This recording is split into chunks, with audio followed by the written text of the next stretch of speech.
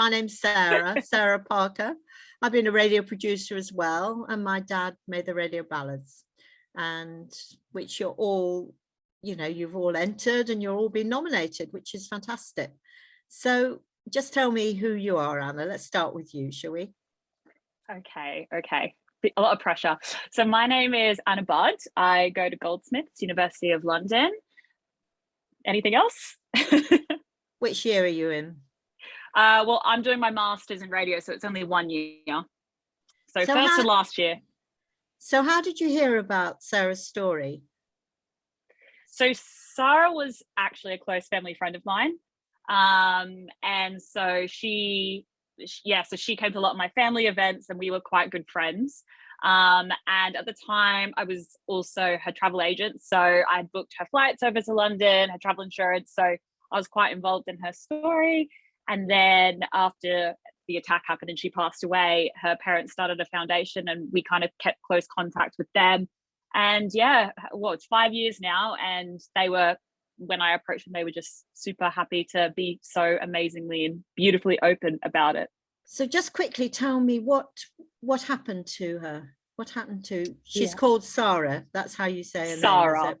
Yes, Sara. Yeah. I apologize because my name is written Sara but pronounced Sarah. So there you go. Absolutely fine. Either way, it's fine. So she moved to London to au pair for a family over here. Obviously, like I'm from Brisbane in Australia. She's obviously from the same place, so across the other side of the world. And on the 3rd of June in 2017, she went to Borough Market with some friends to have drinks. And when she left the place she was having drinks, she unfortunately got killed in the London Bridge terror attack. And it's that story, basically. Tell me about the beginning. I just was so moved by the beginning. I mean, it had me in pieces before I even started. And it was so beautiful. So beautiful the way the mother, it was the mother, was it, that described that? It was, I almost didn't do it because I felt very personally connected to it. And every time I would think about it, it would trigger me a lot because it was just so like, it felt like a big responsibility on my shoulders to do. But it's honestly been one of the most rewarding experiences I've ever had to for them to open up and listen to their story and tell their story and then be so open. Like that starting bit, it is just so I was so honored. It was so beautiful. Okay, so well, good luck, and we'll see what happens with it. But at least it will get an audience. Are they happy for that? Are they happy that this very personal... So they're very happy. So they have a foundation that helps families in grief, and they've been through their own grief journey. And so they were very open with it. And I've kept them up to date about the prize and everything. They're very excited. But just honestly, the most lovely people. And I'm just happy that I could honor my friend because she was my friend at the end of the day, and them as well. And I'm very, very proud of my piece. I've checked all her fingers and toes, her freckles, her earrings. I know her birthmarks. I know every spot on her body. And I told her how proud I was of her and how much I loved her. And I held her hand. And when I held her hand, she held on back. And basically it was like holding onto an electric toothbrush, the energy in the hand, like she was freezing cold because she's in the morgue, so she's cold, but her hand was warm. And basically she was just waiting to say goodbye. Her spirit stayed with her until we got there. And from that day on, she has been with me by my side every single day.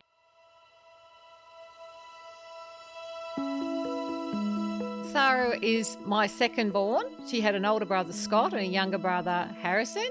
Sara, as a kid, she was always so hyperactive and always engaged in doing something. She was sort of that fun kid that was always busy. She had these busy fingers. Her hands were always going. She was a miniature version of myself in a lot of ways. would you mind introducing yourself? Telling me a bit about yourself? Yeah, hi, I'm Charlie. I'm also at Goldsmiths with Anna doing the MA radio. And I'm fascinated by the black box. How did you get that story? Well, it's a story that I've known about for quite a long time. The speaker in it wants to remain anonymous, which makes it quite difficult to sort of explain how I've known about that story. But yeah, so I've known about that story for quite a long time. And then when it came to to thinking of ideas for the feature, I sort of wanted to do, I couldn't decide between doing a more sort of character-based thing or a sort of narrative story. And I realized that this story sort of fits the two, sort of reflecting on, because ultimately it's his father's story. So the story is that when the speaker in my piece, when his dad died, he found this black box that had a little key on it that said in attic, and he opened it up and sort of found out sort of family secrets, sort of family history stuff that he'd never known. I think that's all we need to know, because we need to listen to the piece, don't we? Yeah. But when you do something like that, isn't it a bit like opening Pandora's box for everybody? Yeah. Well, that's the thing. I think so. None of the family knew what was in this box, other than potentially the speaker's mum as well, but definitely none of his siblings knew.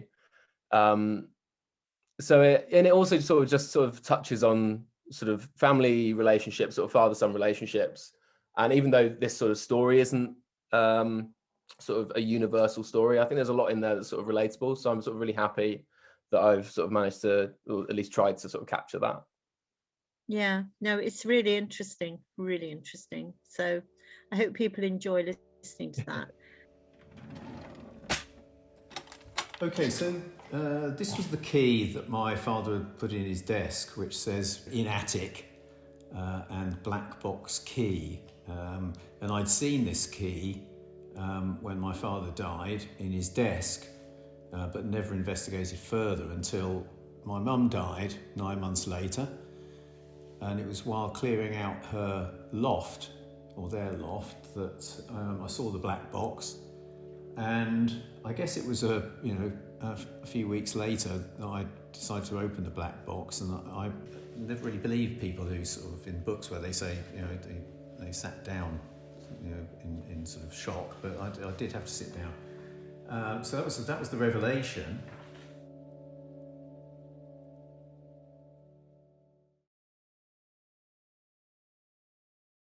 My name is Ella Bicknell and I go to Leeds Trinity University and I'm studying an MA in journalism.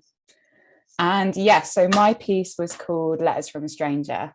And I didn't intend for this actually to be a radio programme. I found myself at the beginning of lockdown feeling a bit helpless and just, itchy and just itching to do something to help. And my mum at the time was a doctor, so I couldn't actually volunteer and leave the house. I had to stay at home. And what I wanted to do was just reach out to a stranger and let them know that someone out there is thinking of them, not like just offer a hand of friendship. So what I did was I got a postcode generator and got a random address, and I sent a letter to them giving a brief introduction who I was, why I was doing this, and why this pandemic was a catalyst. I had the idea years ago, partly from two separate reasons. One of them was one of my favorite radio programs ever on Radio 4 is called The Patch. And the journalist and the producer on that, they get a random postcode generator and their job is to go find a story. And I just think that's the spirit of Charles Parker, is that everywhere, everyone has a story. And that's always just fascinated me. And then the other thing that I loved was writing letters. I've written letters since I was a kid to my favourite authors. And there's something so special and heartfelt about spending all that time writing down your very thoughts and feelings and sharing that with someone. I think it's really personal. So this sort of this sort of combined both of them. And yeah, and 30 letters were sent, 5 people replied, and this 50-minute piece documents a really special man that replied, and his name is Pedro, and he's quite elderly, so sort of the dichotomy of being a young 20-year-old, him being in what I presume in his 70s, 80s. I was just collecting information as each letter came, and we really got to know each other, and we were actually each other's sort of refuge during the pandemic, which is a really special thing to narrate into a documentary piece. It happened to be April 2020 when I stumbled across the words by Holocaust survivor Viktor Frankl. When we are no longer able to change a situation, we are challenged to change ourselves. An unalterable situation is the only way to describe where we were 2 years ago. News of hospitalizations and deaths being reported every hour, isolated from everyone we loved, and the doorstep of a mental health crisis. Every day, there was this pit in my stomach, fueled by the fear of what lay ahead. But Victor's words gave me hope. His belief that humankind can rise above adversity was exactly what we saw in the pandemic. Despite unprecedented pressure, the NHS continued to deliver the life-saving care it provides. People fundraising their millions to help the vulnerable. And friends, family, and neighbourhoods came together to be there for one another. Whether it was for others or within ourselves, we all overcame something to get to where we are today. We were all challenged to change.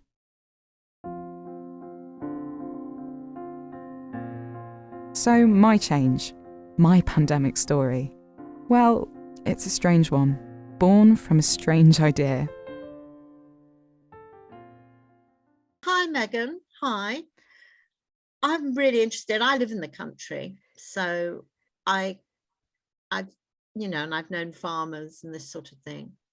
So could you just introduce yourself for me and then tell me what your piece is about? Because it has an extraordinary sense of place right from the beginning, I think. Yeah, so I'm Megan Hayward. I've just finished my master's in radio at the University of Sunderland, and I produced Down on the Farm, which explores the quite heavy subject of the really high suicide rates within the UK farming industry. So essentially in the UK, more than one farmer a week takes their own life. And there's lots of factors that feed into it. And essentially my idea for it started about 6 years ago when I was in my English literature class, and we were studying a poem called Border Country by Owen Shears. And my tutor told me this fact. And as a farmer's daughter, I just felt horrendous and I just couldn't stop thinking about it. And sure enough, if you ask any farmer, they'll be able to tell you at least like 5 people they know that have done it. And it's just a really heartbreaking fact of living in the countryside.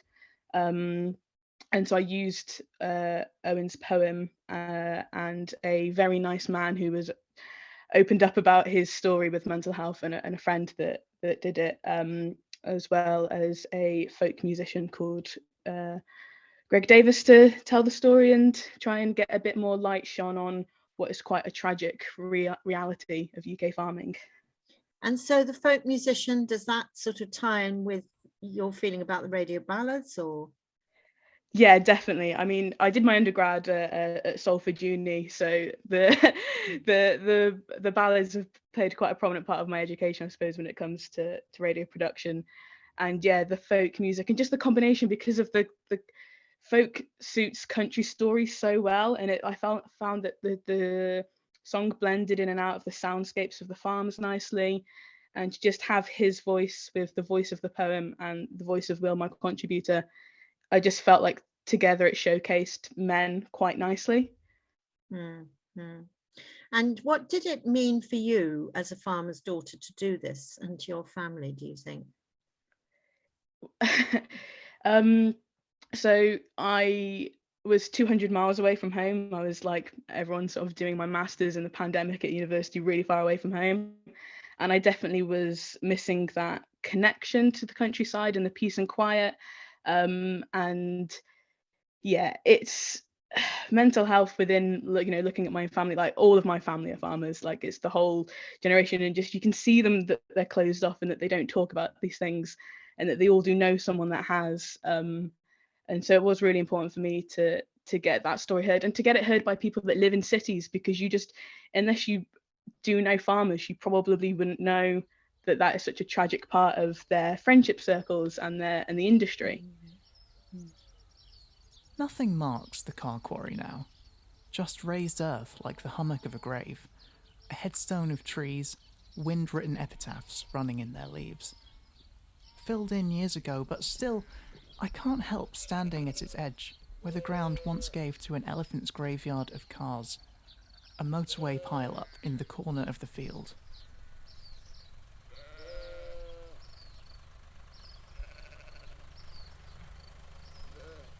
One of the places we came when we had tired of catching the commas and apostrophes of minnows and bullheads, or shooting at pumpkins in the field, shouldering the kick of your father's shotgun, or playing at war in the barn, dying again and again under its gap-toothed roof and broken beams.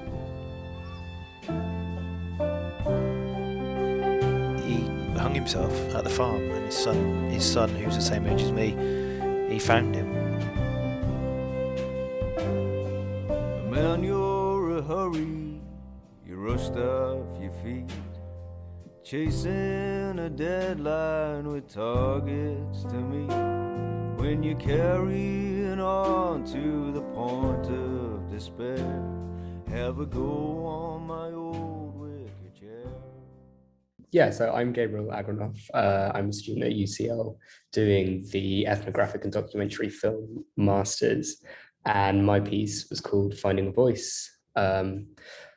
Difficult to sort of explain it without giving the game away, but essentially it focuses on the students who are part of an organization called City Gateway, which is an English as a second language organization. And that's in Tower Hamlets, isn't it? Is that right? It's in Tower Hamlets. So the majority of the students there are from sort of a Bengali background. And yeah, I mean, I don't think I'm giving the game away by saying that the program has been sort of closed due to a lack of funding.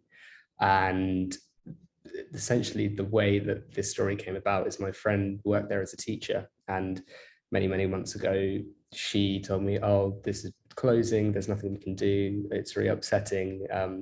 All the women there are really upset, but that's it. And then fast forward a few months later, and she comes to me and she goes, well, actually something really amazing happened. All these women, they wanted to use their last few lessons to learn how to write a letter to their MP to sort of explain how much this program means to them and the sort of opportunities it's given them and how unique it is, because I think it's very rare to find sort of English as a second language program which is women's only. And because most of them were Muslim, there was a big sense of comfortability in going to a women's only program. There was also a creche and lots of, yeah, sort of that sense of community that I think they all feared wouldn't continue after the closure of the program. And so the my piece is sort of charting that in a sense of before and after. So before we listen to them and we hear about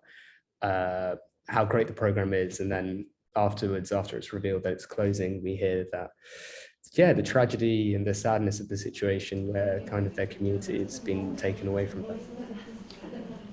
Right, shall we talk together? What is an MP? Jubilee, what is an MP? What does it mean? Member of Parliament. Member of Parliament, okay. So the UK public elects members of Parliament to represent their interests and concerns in the House of Commons. Our MP is Roshan Ali. When should I contact my MP? If I have lost my phone, does my MP care? No. What kind of problems? Any letters?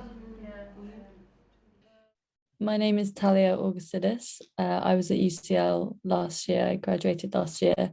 And the story I made was about, so I'm trying to also not give the game away.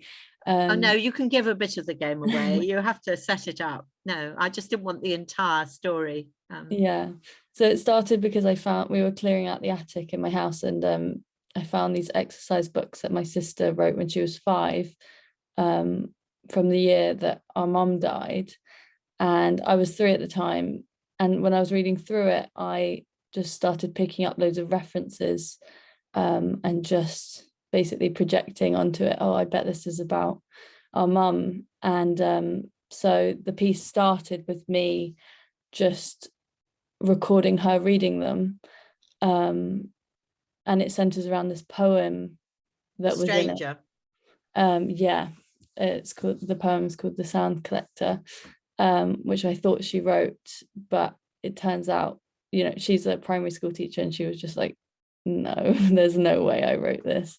So in that way, as we were kind of discussing, like the piece took over from then, because it wasn't what I thought I was going to make, and I had to kind of pick up the pieces of my disappointment and make something out of it. But it turned out I really like the way it turned out in the end and the journey that it took. So yeah. No, it's beautiful. It's a beautiful piece, I think, and very moving. And this idea of the stranger at the door, you know, coming with, I just think is so powerful. It does seem unlikely that a 5-year-old would have written that, though, I guess. I don't have many young family members, so I think I was just being very naive, and I did think it was impressive, don't get me wrong. I was like, wow, she's a genius, but I didn't think it was impossible.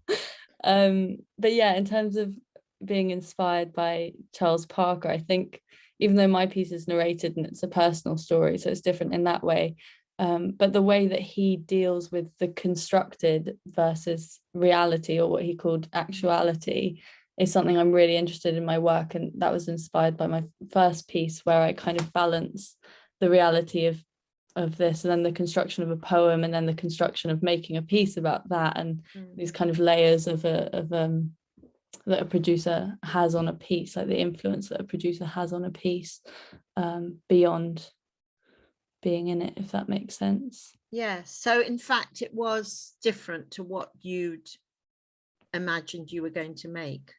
Yeah, definitely. I had the ending set out in my head, you know, when I did the first interview, and then it was just, there's this moment in it where you could hear my disappointment, because that's the whole radio piece crashing down in front of me. But yeah, so it turned out very different. This is your writing book from year 1. So the date for that one is the 23rd. And this one is the 29th, but Dad didn't tell us until the 30th. So this is the last day before you found out. Right. I am happy, I am angry, I am sad. I think there's a photo of me pushing a girl over. So this is 22nd of October, spellings. I. It. Was. Two. On. And. I am Taya. My mummy died. My name is Christina Hardinge, and I'm on the MA programme at UCL in ethnographic and documentary film practice. And then there's a radio module, and I've made this piece on my radio module.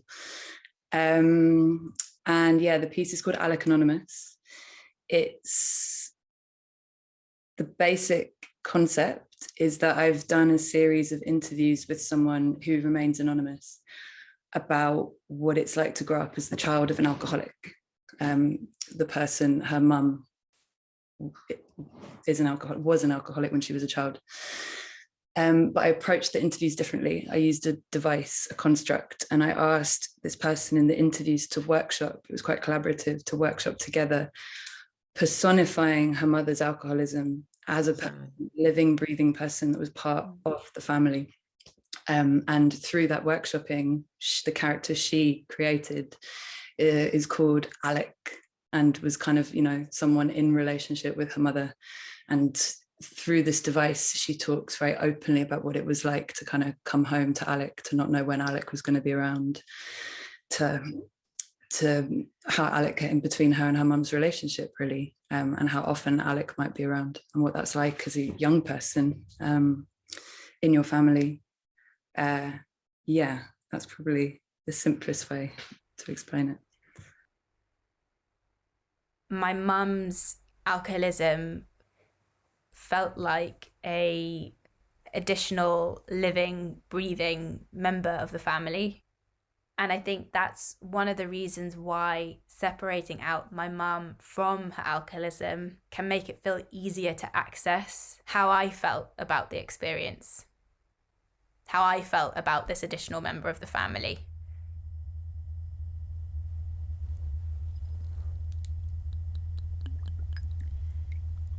Alec is selfish. Alec is a shapeshifter. Alec is manipulative. He loves to chat. He's short-tempered. He feels things in extremity. He kind of sits and smirks a lot. He's very slumpy, doesn't carry himself at all. Alec is sneaky, controlling. Alec smells really bad. Childish, embarrassing, doesn't have a big appetite. Alec can be volatile. I think Alec is lonely.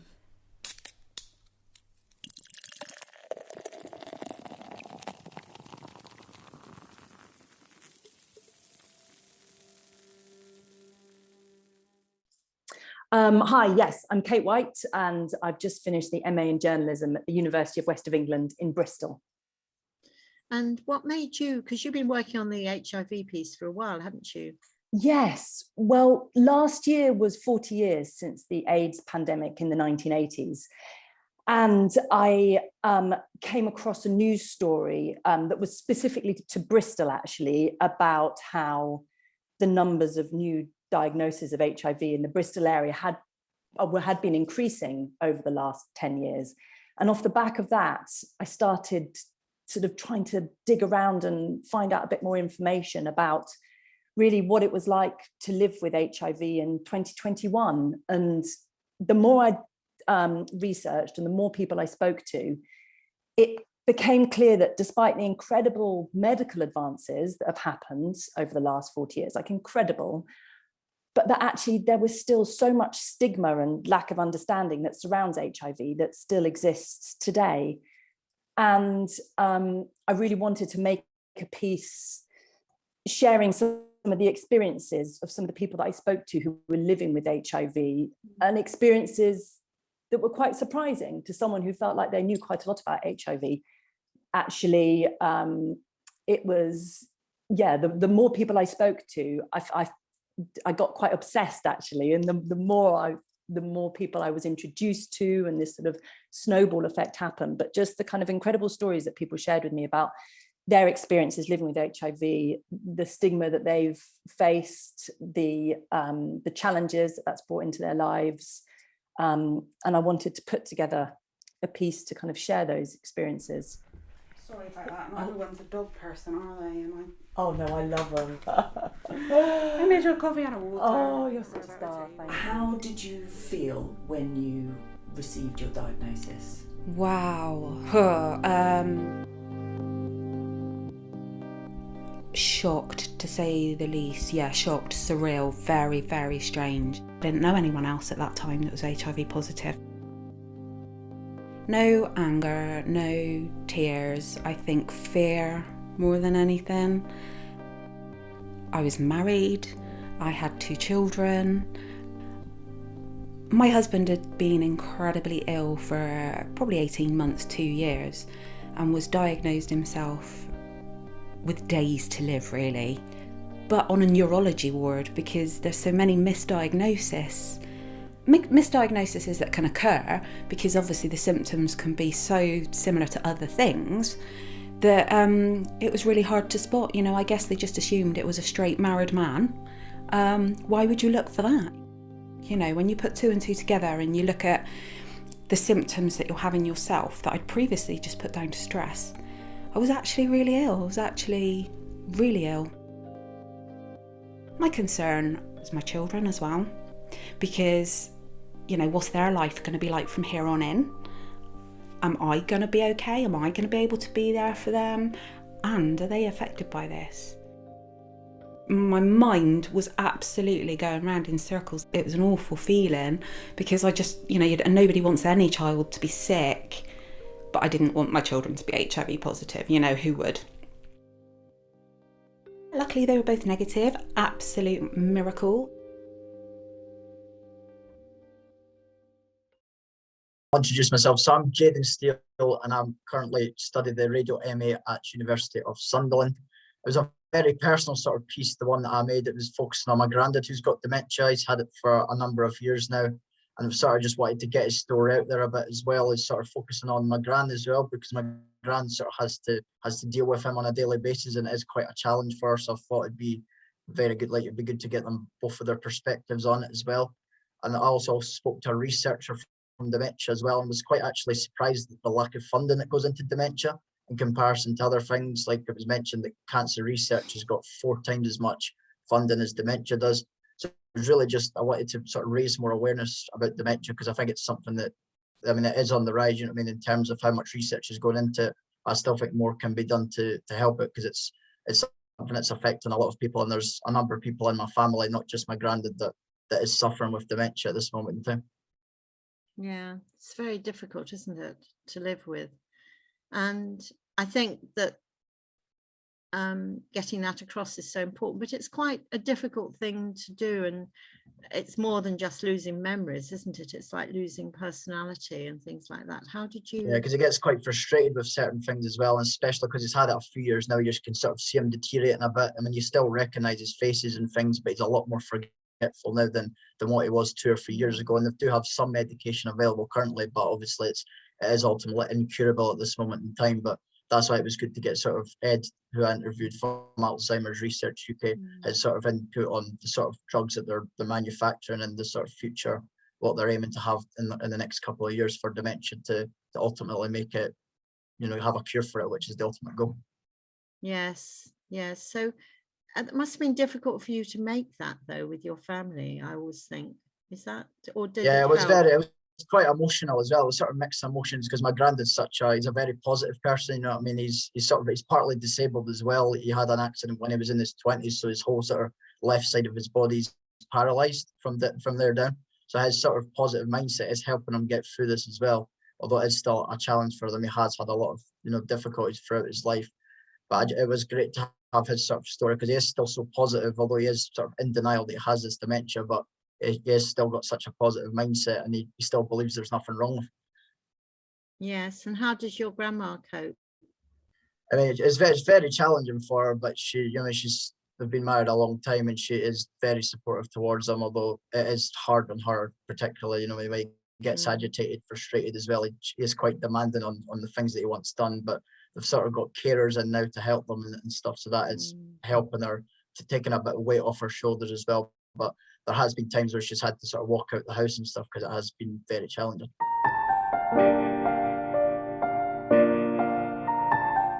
I do certainly feel that I've not got this dementia. What is it?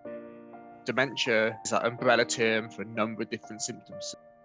You're regularly forgetting recent events, names and faces. The diseases that cause dementia are extremely complex. Like go away, or will I have it for life? Ultimately, we want to get to a world that's, free of the heartbreak and harm and dementia completely, so we don't want, dementia to exist. Currently, more than 55 million people live with dementia worldwide, and there are nearly 10 million new cases every year. For people aged between 65 and 69, around 2 in every 100 people have dementia. This figure rises the older you get. It is something that has affected my granddad, who you heard from in the introduction. He's had it for a few years now, and we'll hear from him and my gran in this documentary about how it's affected both of them since the diagnosis. I don't think I've got dementia, although Jane, my daughter, she tested me. What you're supposed to do, test, Guy, your Hello. father was a policeman. Yes. He wears a mask. Yeah, so it's okay, you better tell me who you are. I'm Guy Gardner. I do like Charlie and Anna, I do the MA in radio at Goldsmiths. And my pieces, they shortened it on the actual website. It's called He Wears a Mask and His Face Grows to Fit It.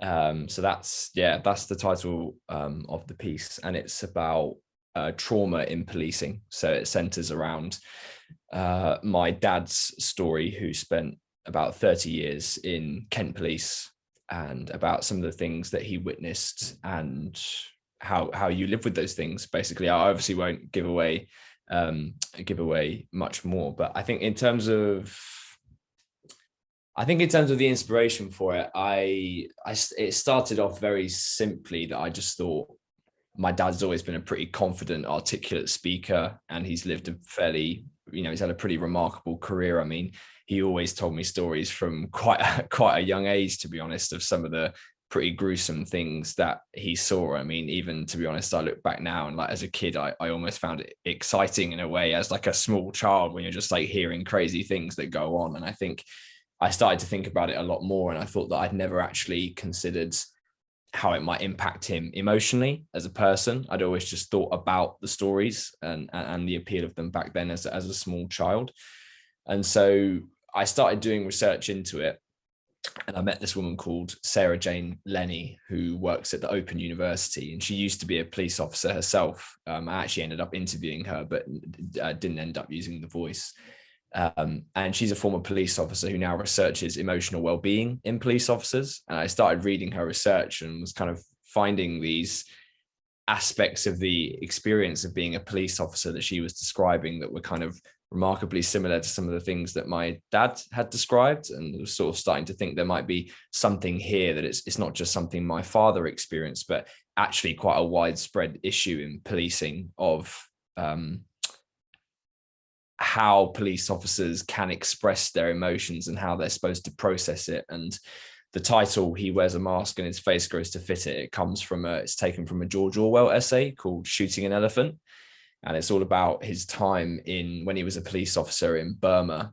And basically an elephant goes missing, goes on a rampage, and he finds it in this field, and it looks like it's kind of calmed down. And he basically, long story short, he doesn't want to shoot the elephant, but he feels that he has to shoot the elephant because he has thousands of these locals stood behind him, egging him on to do it. And he feels that he has to do it to maintain the expectation of his image as a police officer. And I was kind of fascinated by this idea of, when you put on a mask, when you have to perform a role, how long is it that you have to perform that before you actually become that? And my father talked about that a lot. It's not in the piece, but my father talked about that a lot, that there were officers that they just responded to the trauma by basically hollowing out and just becoming completely sort of cold and callous towards the people that they served. And it was basically becoming what the public expected of them. And so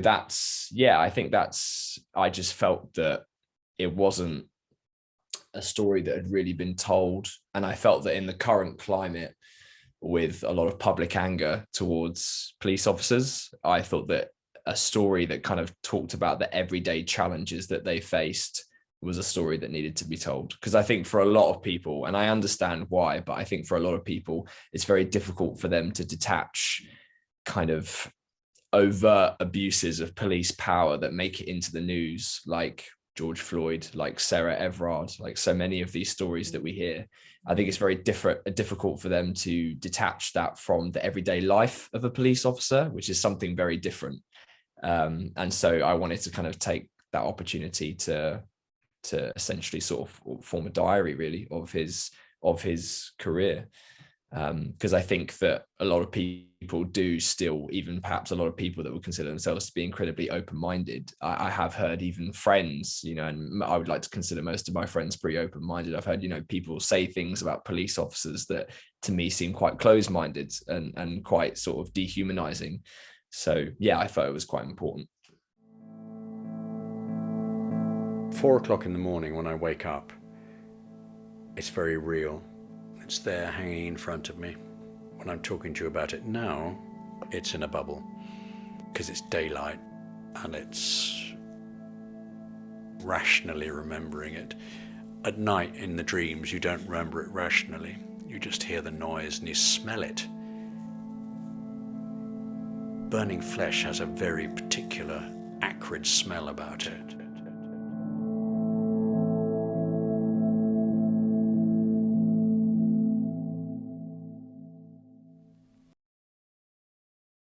Breathing Lyrical, Takwa, please could you tell me who you are and where you're studying? Hi, my name is Takwa Sadek, and I'm also doing the UCL Masters in Ethnographic and Documentary Filmmaking. And I also did the same radio module that some of the people here have done, and that's why I made this piece. Yeah. Well, they must be doing something right if you're all here being nominated. Or maybe they just choose very talented students, perhaps. So tell me about this, because this is quite an extraordinary piece. Yeah, it's a little bit insane. The premise is slightly bonkers. It's my attempt to use a 900-year-old Persian poem to help me get through a breathing pattern disorder that I have as a result of contracting COVID and having long COVID. So it started off with me not really knowing how it was going to end, because it was, let me, for a month, try and incorporate this poem into my healing process and my breathing exercises and see what happens. And yeah, it just sort of ran away from me from there. And my personal journey trying to do that is contextualized by some interviews with 3 very different types of people. We hear from a poet who also, we find out through the course of the piece, has a diagnosis where she finds out that she has bowel cancer, and it's about how that diagnosis encourages her to become a poet.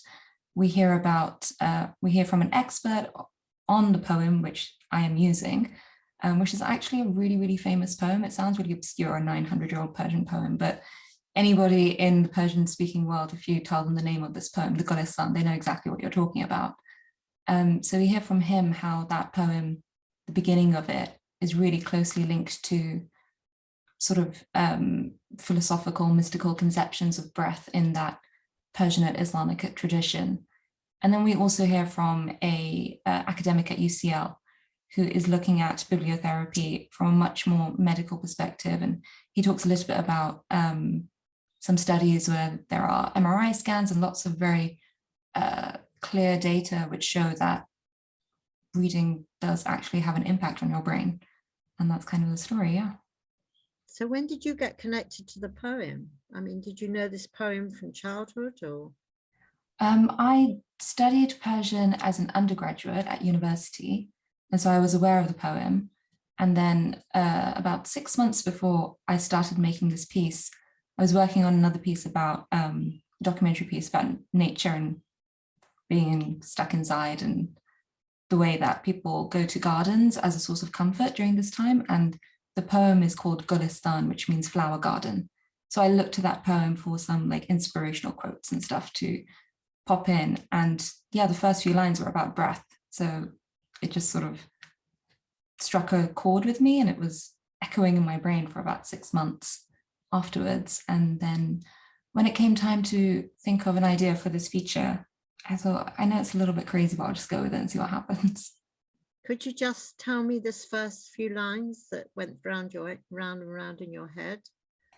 Yeah, so the English translation of it is, every breath that is inhaled is a lengthening of your life, and when it is exhaled, it brings joy to your soul. So yeah, very on the nose if we're talking about breathing. And really, really meant something to you saying that. Yeah, I think also because when you open up something that's almost just a millennium old, it's really surprising to see that, you know, throughout human history, just this idea of breath has been so central to so many different people who, yeah, separated by time and space, but it's something that's really, really human, what it means to actually be living and breathing. So you think everyone should be listening to this to help them get through life at the moment? I think there's something in here for everyone. Yeah, it's certainly not just for people who are struggling with long COVID or even illness. I think there's something in here for everyone. About a year and a half ago, It was an ordinary Wednesday morning, and I was doing my yoga to start the day. The movements and positions were so familiar by now, it was like second nature. I didn't even have to think about them. But that morning, I realized something was different. I tried to go into a downward dog, but I just couldn't do it. What was normally so easy it just felt impossible. I remember I was sweating and panting, and my vision was blacking out, and I couldn't hear properly, and my arms and my legs felt like they were underwater. They felt like they turned to jelly. And I was so tired. I wasn't even panicked. I wasn't even worried. I was just exhausted. And without knowing what I was doing, I crawled from my semi-downward dog onto the foot of my bed, and before I could even get my head on the pillow, I fell asleep.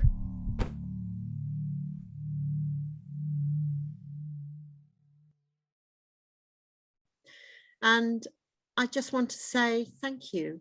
Thank you very, very much for entering, for making pieces that are so interesting and moving and heartfelt, and sharing your personal stories sometimes, and just being you. And the next generation of feature makers, I would hope,